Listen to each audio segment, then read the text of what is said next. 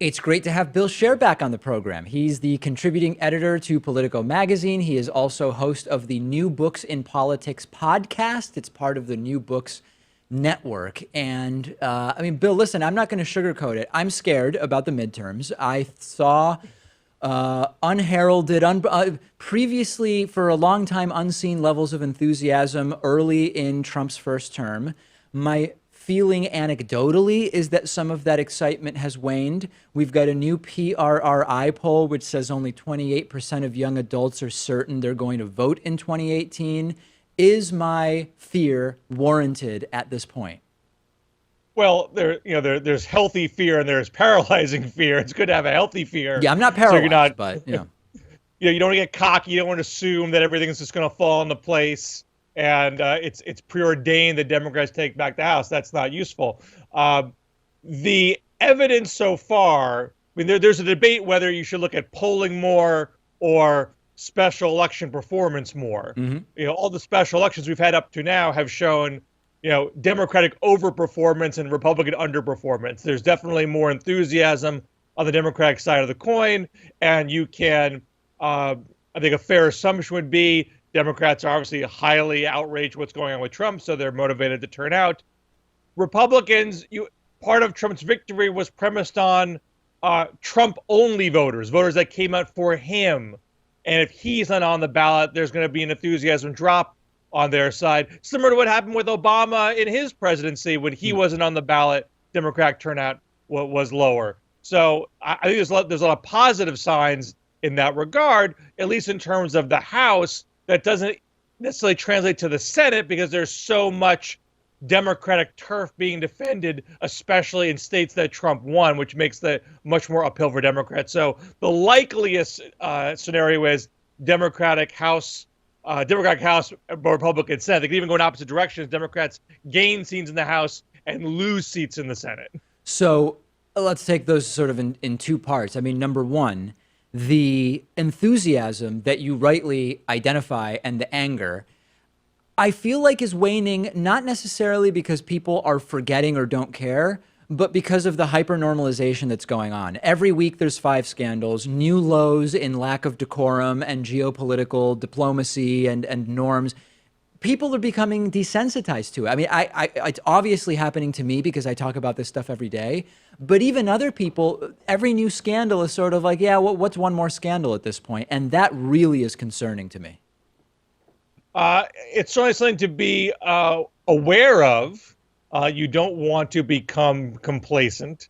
But I just haven't seen evidence on the ground. The primary turnout in every Democratic contest has been very high. Now, that's not just Trump, that's also many competitive races. If there's a sense that a race is not preordained, you're more likely to show up. But if you're in a district that has always been a fait accompli for Republicans to win, and now you have 7 Democrats running in that district, and so you show up to see who the Democrat's going to be, that shows evidence of interest. And we haven't seen that kind of drop off in the actual primary. Now we're in a period right now in July where there's a bit of a primary low. We had a bunch in May and June.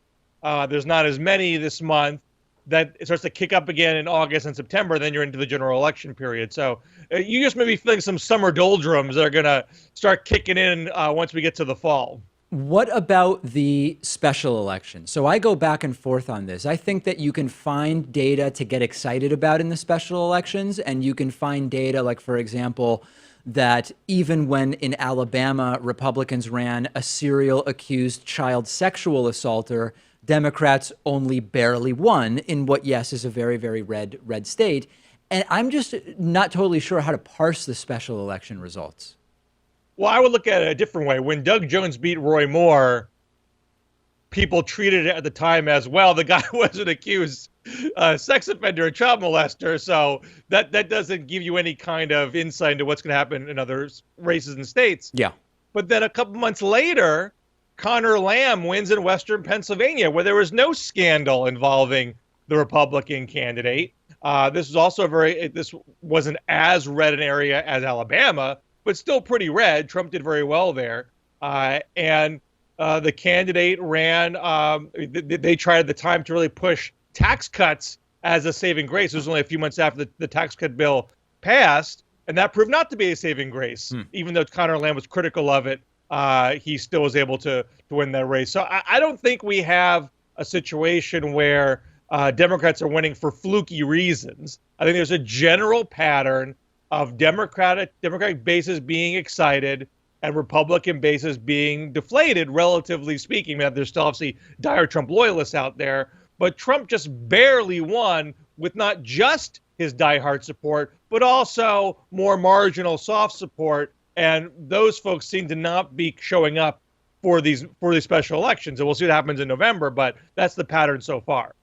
In terms of what's riding on this, I am very concerned about net neutrality. I'm concerned about more Supreme Court justice selections.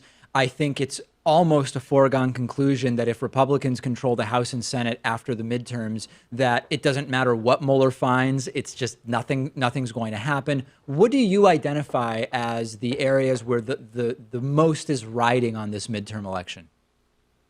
Well, if Democrats can take the House, then you're going to stymie any more Trump legislation. You're not going to have another big tax cut. You're not going to build the wall. But the Senate is obviously the tougher road. But without Democrats controlling the Senate, you can't block judges. So I agree with you, Brett Kavanaugh. You seem to imply I think Brett Kavanaugh is probably going to get on the court. I think it's probably correct. There's no evidence that Susan Collins or Lisa Murkowski is going to jump ship. Right. And if they don't jump ship, you're probably going to see Joe Manchin, Heidi Heitkamp, John Tester, Joe Donnelly, Doug Jones. Those people are probably going to vote for Kavanaugh, knowing this is already a done deal. It's kind of a free vote. I'm not the person who's deciding he's going to be on the court, so I might as well get some bipartisan points for jumping on the bandwagon. That might make some Democrats really angry that the Democrats in Senate couldn't be united. But what you really don't want is for Tester, Heitkamp, Manchin, Donnelly. You don't want those guys to lose in November, because if you're ever going to stop any more Trump judges, you need those guys in the Senate and getting a few more on top of that. So I don't think I wouldn't give high odds of Democrats taking the Senate, but it's not implausible. And if you care about judges, you want to make sure you're picking up seats in the Senate if at all possible. One of the criticisms when looking at some of the races you talked about, but then also some of the races that have different dynamics, and I hear this criticism from people who are to the left of the Democratic Party and also to right-wingers. They write to me and they say, David, what are Democrats running on? Like, what is the Democratic platform for the midterms? And my instinctual reaction is that there doesn't necessarily have to be such a defined party platform, because we're talking about state level races and the dynamics of those races sort of differ. Two questions to you. Number one, is there some broader Democratic platform that is visible across the candidates in the 2018 midterms? And number two, is it actually necessary, or are these really all different races with different dynamics? Well, they're definitely different races and different dynamics. There is an attempt at a national platform led by Chuck Schumer called A Better Deal. I don't think you're seeing a whole lot. I don't think you're seeing consensus around candidates embracing that or even using the language. And let's face it, there are divides in the Democratic Party. So some candidates who are winning primaries are more quote unquote establishment and doing things along the lines of, let's fix the Affordable Care Act. Let's invest in infrastructure, things that are left of center, but relatively safe positions to take. Then, of course, you have people who are more economically populist or Bernie-crat or Democratic socialists, like Alexandria Ocasio-Cortez, the most obvious example. There's also Kara Eastman in Omaha, in Nebraska 2nd, the Omaha area. These are folks who are more pro-single payer. Some are saying abolish ICE. Some are talking about more widespread free college, things like that that are not necessarily blessed by Democratic HQ in Washington. So whatever you or I think is the right thing to do or what's best for Democrats, the fact is people are going to run differently in different races, partly because of the terrain involved, partly because of who wins these primaries. And I don't think it's going to be debilitating for Democrats in November because most people are going to come out in opposition to incumbent Republicans and not worry so much about difference amongst Democrats. When you get to 2020, which is going to start happening as soon as the 2018 midterms are over, all this litigation is going to really escalate. Who had the better idea in the midterms? Which candidates, if Kara Eastern wins in Nebraska, you got a strong argument that, hey, single payer can win in Nebraska. We should run this across the board. If the more establishment type candidates are winning in the swing areas, those folks are going to say, look, Ocasio-Cortez is great in Bronx and Queens. That's not what we need in Ohio and Montana and Missouri. So we got to watch closely to see how well these people do come November. In the meantime, you're going to get used to differences of opinion and differences in strategy. Yeah, I mean, you mentioned a couple times there Alexandria Ocasio-Cortez from the New York 14th District, who defeated the incumbent Democrat, who I believe didn't even show up to debate her. How much, or let me put it a different way, what can we draw more generally from the results of that primary? And what does that primary not tell us about the broader direction of Democrats in 2018? I think what you can draw from it is that there is a vibrant Democratic socialist faction that has made significant inroads into the Democratic Party. Okay, now stop right there. Before we got to clarify this because this has been a point of such confusion. When you say democratic socialist, do you mean socialist in terms of socializing the means of production, or do you mean social democracy in the mode of Sweden? Because even they seem confused about what they mean by it. Yeah, I don't know if I can even define that. I think there's a debate going on within socialist circles what the definition of socialism means. Okay.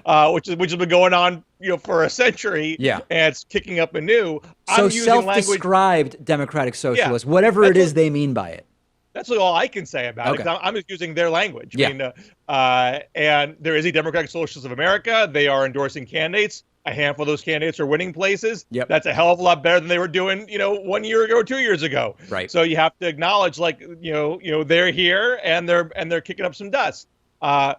You can't say just because Ocasio-Cortez won a low turnout primary in a very, very blue district that Democratic Socialists are taking over the entirety of the Democratic Party, that this is a winning message in swing areas. It just has anything to say about that. So this is the same day that she won in upstate New York in a more conservative district.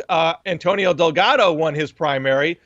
He's a corporate attorney, and he did not run on a Bernie crack platform, and he beat people who were. In Maryland 6, rural suburban district, David Trone, who's a multimillionaire wine mogul, he beat someone running on a single-payer platform. And you go back to other races, the famous Texas 7, where the DCCC, went nuclear on Laura Moser, dropping Oppo research on her during the primary, and people went ballistic. How dare the Democrats do this? And this is only going to backfire against them. She made the runoff, but then she got trounced in the runoff against another corporate attorney. I mean, she's not running as a right winger; she's running left of center, but she wasn't running a populist campaign. This is an upscale Houston suburb. My only point is that different kinds of people are winning in different districts. Yeah. And like as I said, it's not just Ocasio-Cortez in deep blue Bronx and Queens. You have Kara Eastman in suburban Omaha. So I'm not saying the left isn't winning in other places, but it's in primaries. So we need to see how well these folks do in the general. Ocasio-Cortez winning where she won to tell us anything about who's going to win in a swing area in the general. You and I have spoken before about what may not be winning issues for Democrats, and you've even gone so far as to sometimes talk about losing issues for Democrats.